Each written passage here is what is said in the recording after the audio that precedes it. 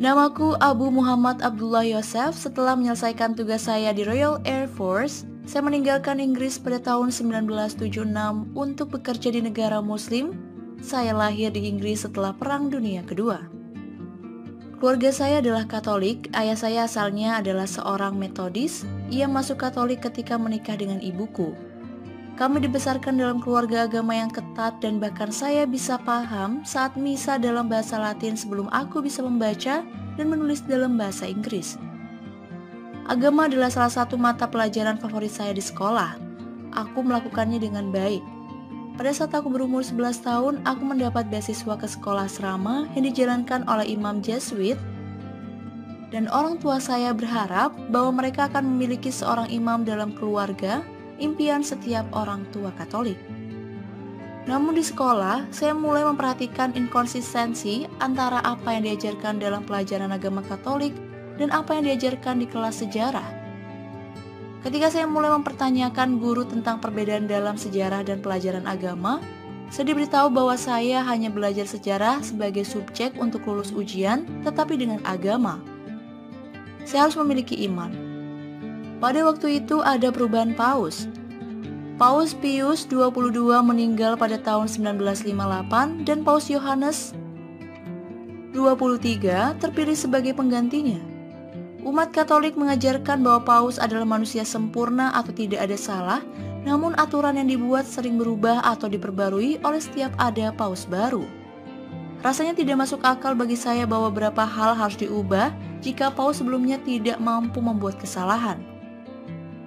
Pada abad 14 dan 15 bahkan ada periode ketika ada dua paus, satu di Prancis dan satu di Roma.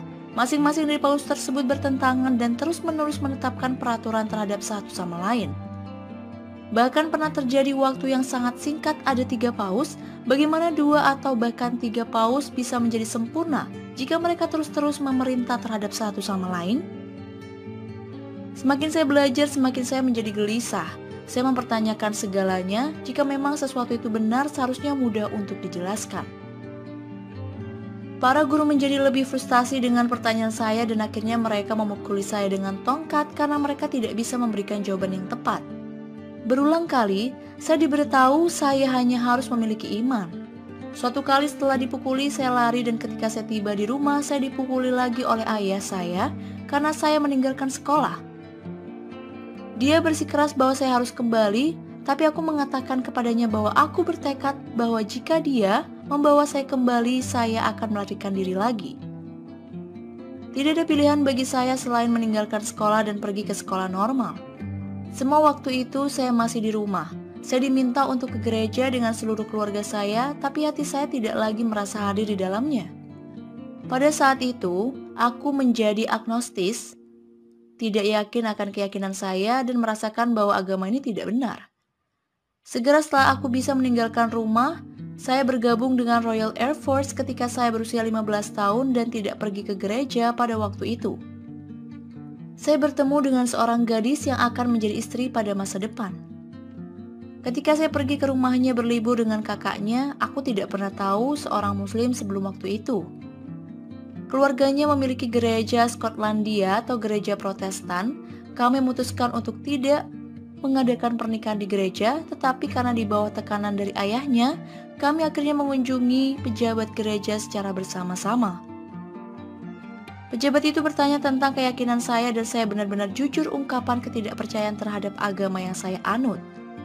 Pejabat gereja itu seorang yang baik, orang yang mudah memahami dan kami memiliki beberapa pertemuan dengannya. Sikapnya mengejutkan kami, ternyata dia menghargai kenyataan apa yang aku ceritakan. Meskipun saya tidak pernah setuju dengan pandangan tentang agama, akhirnya dia setuju untuk menikahkan kami. Dia meninggalkan kami Injil sebagai hadiah pernikahan. Kami memiliki pernikahan simpel yang hanya dihadiri oleh pejabat gereja, saya dan istri saya, ayah, dan 2 orang saksi di gereja. Setelah saya menyelesaikan tugas saya di RAF, saya meninggalkan Inggris pada tahun 1976 untuk bekerja di negara muslim mengajar elektronik untuk perwira angkatan udara dan bintara.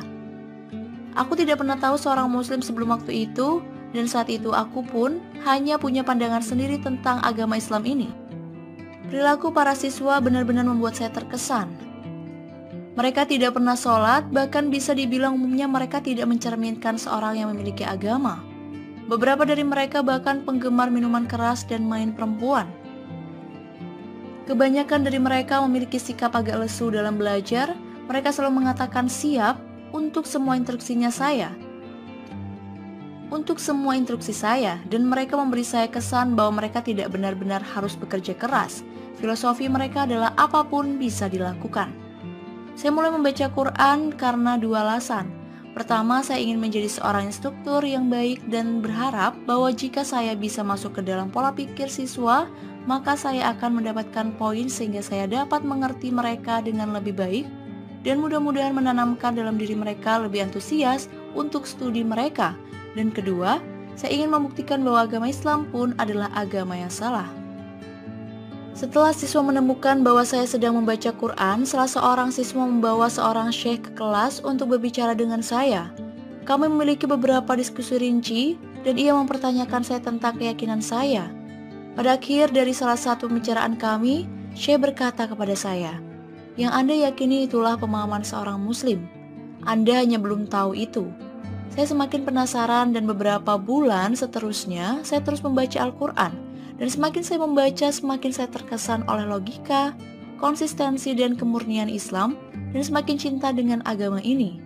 Sisanya, seperti kata mereka, semuanya adalah sejarah. Akhirnya, aku mengucapkan kalimat syahadat di akhir tahun 1976.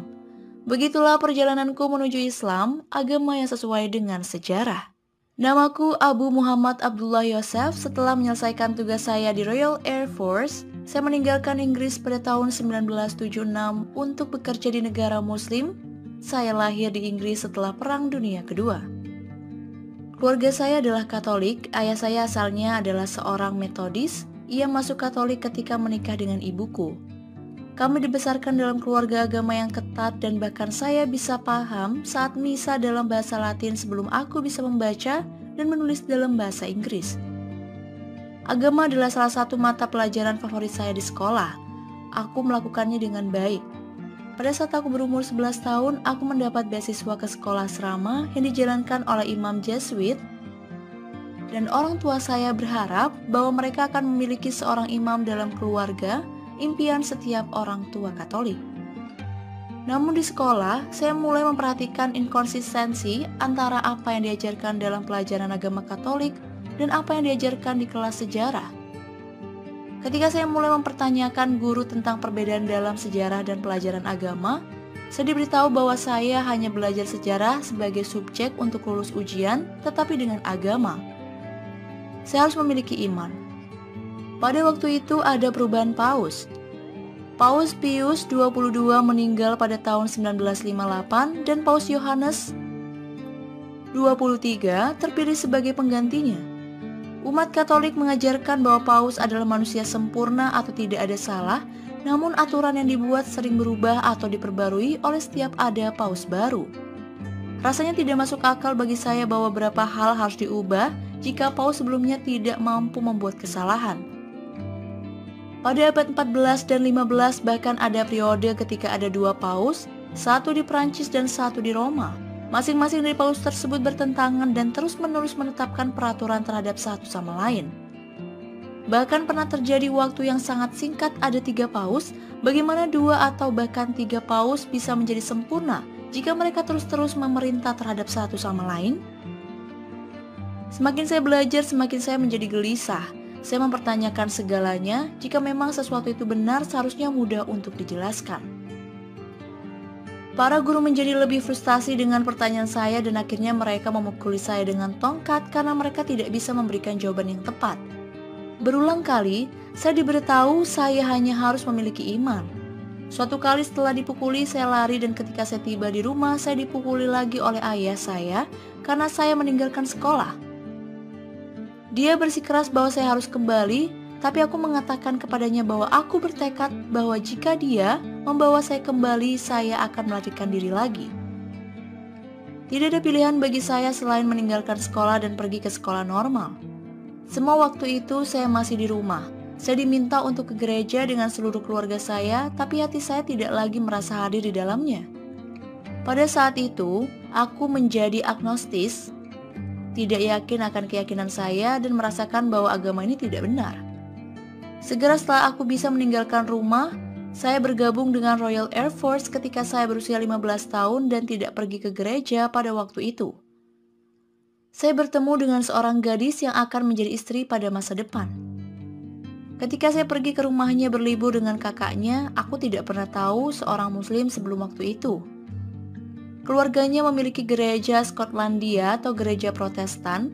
Kami memutuskan untuk tidak mengadakan pernikahan di gereja, tetapi karena di bawah tekanan dari ayahnya, kami akhirnya mengunjungi pejabat gereja secara bersama-sama. Pejabat itu bertanya tentang keyakinan saya dan saya benar-benar jujur ungkapan ketidakpercayaan terhadap agama yang saya anut. Pejabat gereja itu seorang yang baik, orang yang mudah memahami, dan kami memiliki beberapa pertemuan dengannya. Sikapnya mengejutkan kami, ternyata dia menghargai kenyataan apa yang aku ceritakan. Meskipun saya tidak pernah setuju dengan pandangan tentang agama, akhirnya dia setuju untuk menikahkan kami. Dia meninggalkan kami Injil sebagai hadiah pernikahan. Kami memiliki pernikahan simpel yang hanya dihadiri oleh pejabat gereja, saya dan istri saya, ayah, dan 2 orang saksi di gereja. Setelah saya menyelesaikan tugas saya di RAF, saya meninggalkan Inggris pada tahun 1976 untuk bekerja di negara muslim mengajar elektronik untuk perwira angkatan udara dan bintara. Aku tidak pernah tahu seorang muslim sebelum waktu itu, dan saat itu aku pun hanya punya pandangan sendiri tentang agama Islam ini. Perilaku para siswa benar-benar membuat saya terkesan. Mereka tidak pernah sholat, bahkan bisa dibilang umumnya mereka tidak mencerminkan seorang yang memiliki agama. Beberapa dari mereka bahkan penggemar minuman keras dan main perempuan. Kebanyakan dari mereka memiliki sikap agak lesu dalam belajar. Mereka selalu mengatakan siap untuk semua instruksi saya, dan mereka memberi saya kesan bahwa mereka tidak benar-benar harus bekerja keras. Filosofi mereka adalah apapun bisa dilakukan. Saya mulai membaca Quran karena 2 alasan. Pertama, saya ingin menjadi seorang instruktur yang baik dan berharap bahwa jika saya bisa masuk ke dalam pola pikir siswa, maka saya akan mendapatkan poin sehingga saya dapat mengerti mereka dengan lebih baik dan mudah-mudahan menanamkan dalam diri mereka lebih antusias untuk studi mereka. Dan kedua, saya ingin membuktikan bahwa agama Islam pun adalah agama yang salah. Setelah siswa menemukan bahwa saya sedang membaca Quran, salah seorang siswa membawa seorang syekh ke kelas untuk berbicara dengan saya. Kami memiliki beberapa diskusi rinci, dan ia mempertanyakan saya tentang keyakinan saya. Pada akhir dari salah satu pembicaraan kami, syekh berkata kepada saya, "Yang Anda yakini itulah pemahaman seorang muslim. Anda hanya belum tahu itu."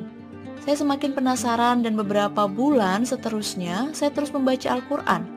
Dan semakin saya membaca, semakin saya terkesan oleh logika, konsistensi, dan kemurnian Islam, dan semakin cinta dengan agama ini. Sisanya, seperti kata mereka, semuanya adalah sejarah. Akhirnya, aku mengucapkan kalimat syahadat di akhir tahun 1976. Begitulah perjalananku menuju Islam, agama yang sesuai dengan sejarah.